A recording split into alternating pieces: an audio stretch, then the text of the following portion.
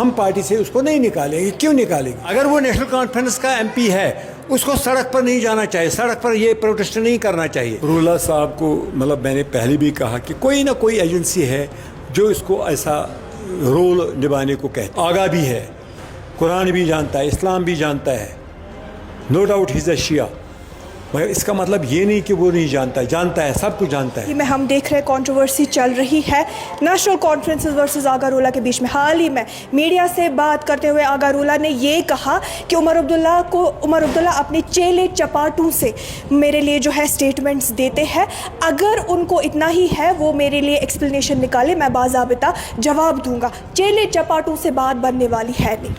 دیکھو چیلے چپاٹے یہاں پہ کوئی نہیں ہے.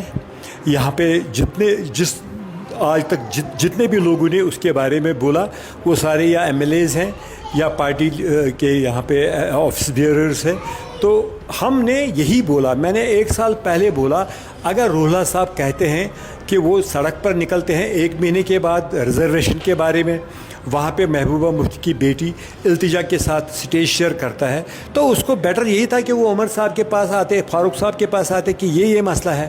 اور ریزرویشن کے بارے میں اس نے بات کی, ریزرویشن کا مسئلہ تو ہم نے حل کیا. وہ کہتے ہیں جب بھی ہم عوام کے مسائل پر بات اٹھاتے ہیں مجھ سے کہا جاتا ہے کہ ریزائن دے دو. جب بھی میں نے 370 کی بات کی, جب بھی میں نے ریزرویشن کی بات کی, بدلے میں نیشنل کانفرنس کی طرف سے یہ جواب آتا ہے کہ آپ ریزائن دیں. کسی نے نہیں کہا کہ آپ ریزائن دے دو. ہم کہتے ہیں کہ جو یہ باتیں کر رہا ہے, جس طریقے سے بات اگر کرنی ہے, میرے بھی گلے شکوے ہو سکتے ہیں, مگر پارٹی کے اندر دروازہ نواز صوبے میں بیٹھیں گے, یہاں پہ کمرے میں بیٹھیں گے, وہاں پہ سارٹ آؤٹ کریں گے, سڑک پر نہیں کریں گے. اگر وہ نیشنل کانفرنس کا ایم پی ہے اس کو سڑک پر نہیں جانا چاہیے, سڑک پر یہ پروٹیسٹ نہیں کرنا چاہیے, اس کو پہلے پارٹی لیڈرشپ کے پاس آنا چاہیے تھا. اسی لیے بولتے ہیں کہ یا اگر اس میں دم ہے وہ ریزائن کرے اور اس کے بعد الیکشن لڑے, پھر وہ فری ہے. کس طریقے سے وہ جب الیکشن جیت جائیں گے ہم بھی مانیں گے یہ بڑا لیڈر ہے. اگر وہ خدا نخواستہ الیکشن ہار گئے, ہم سمجھیں گے کہ وہ نیشنل کانفرنس کی ٹکٹ پر الیکشن لڑا اور آج وہی ہمیں ہی آنکھیں دکھاتا ہے. یہ کوئی مطلب ایسی بات نہیں ہے کہ رولا اپنے آپ کو سمجھے گا کہ میں سب سے بڑا لیڈر ہوں. لیڈر یہاں پہ آئے بہت, چاہے بیگ صاحب ہو, چاہے بخشی صاحب ہو, چاہے جی ایم شاہ صاحب ہو, بڑے لیڈر آئے. گورنمنٹ آف انڈیا نے ایک بار شاہ فیصل کو لیڈر بنایا تھا, اس نے ان کو بھی کھڑا کیا تھا. 2 لاکھ 3 لاکھ لوگ جمع ہو گئے تھے. پھر کیا ہوا؟ کچھ نہیں. میرے ساتھ جیل میں تھا شاہ فیصل, روتا تھا وہاں پہ بیچارہ کہ مجھے کوئی ملنے بھی نہیں آتا ہے, جو لوگ میرے کو جمع ہو گئے تھے وہاں پہ. یہ لیڈر نہیں ہوتا ہے, لیڈرشپ ایسی نہیں ہوتی ہے, یہ تحریک ہوتی ہے. نیشنل کانفرنس ایک تحریک ہے, یہ دلوں میں ہے, لوگوں کے غریب دلوں میں ہے. جو لوگ یہاں پہ غریب ہیں ان لوگوں نے اس پارٹی کو بنایا. غلطیاں میں مانتا ہوں کہیں پہ غلطیاں بھی ہوئی ہوں گی, مگر جو کام نیشنل کانفرنس نے کیا, شیر کشمیر نے کیا, فاروق صاحب نے کیا, اور آج عمر عبداللہ صاحب جو کر رہے ہیں, تو انشاءاللہ رحمن یہ سنہری حروف سے دکھا جائے گا کہ کتنا کام ہم کر رہے ہیں. اور آج ایم ایل ایز جتنے بھی ہیں آن ٹیوز رہتے ہیں, کام کرتے ہیں, اپنی کانسٹیچوئنسی میں کام کرتے ہیں. تو کوئی کچھ بھی کہے گا اپنے سروائیول کے لیے کہے گا. رولا صاحب کو میں مشورہ یہی دے دوں گا, آپ آ جاؤ, آپ پارٹی لیڈرشپ کے ساتھ بات کرو. بات کرنے کے بعد اگر اس کا حل نہیں نکلے گا پھر آپ جہاں پہ جانا چاہتے ہو جاؤ.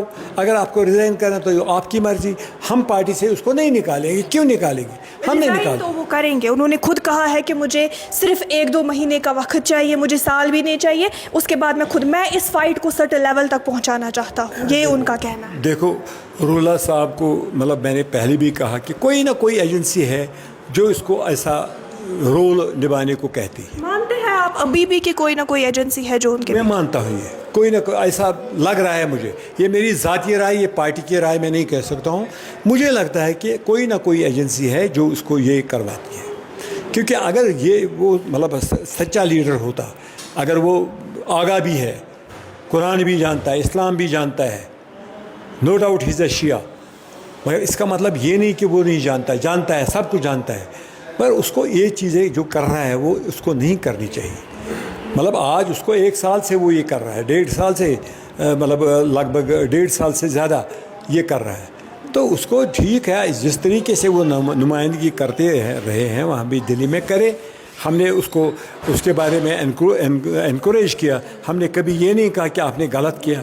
وہ کرے مگر یہ بھی مت کرے وہ سڑکوں پر جائے باقی لوگوں کے بہکاوے میں آئے. یہ ایسا نہیں کرنا چاہیے. اس کو پارٹی لیڈرشپ کے ساتھ آنا چاہیے. فاروق صاحب نے پہلے بھی کہا وہ میرے بیٹے کی طرح ہے, اس کو آنا چاہے شیئر کریں. تو قدرتی بات ہے جب تک وہ آئے گا نہیں, پارٹی لیڈرشپ کے پاس نہیں آئے گا. وہ کہتا ہے عمر عبداللہ ریزائن کرنا چاہیے.